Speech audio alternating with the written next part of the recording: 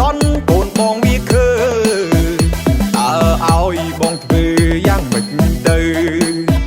តើឲ្យបងធ្វើយ៉ាងម៉េចទៅចុះបើវាប្រាប់ឪដូចមិនសូវជាធ្ងន់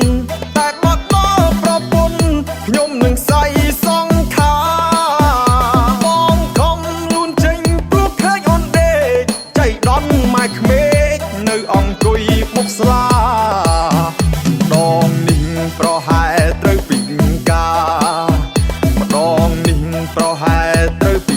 កាបើជប់ទាំងតាមណាបើខ្លានៅចាំទ្វី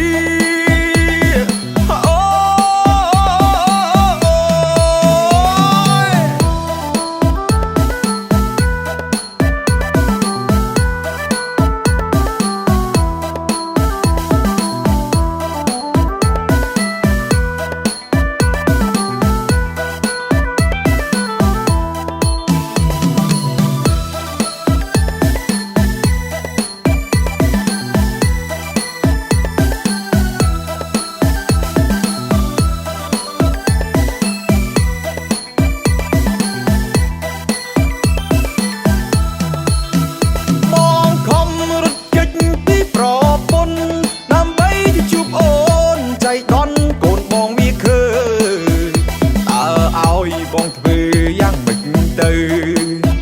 តើឲ្យបងធ្វើយ៉ាងម៉េចទៅចុះបើវាប្រាប់ឪដូចមិនសូវជាធ្ងន់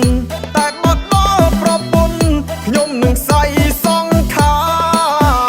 បងខំលូនចេញព្រោះឃើញអូនដេកចៃដន់ម៉ែក្មេកនៅអង្គុយមុខស្លាម្ដងនេះប្រហែលត្រូវពីកា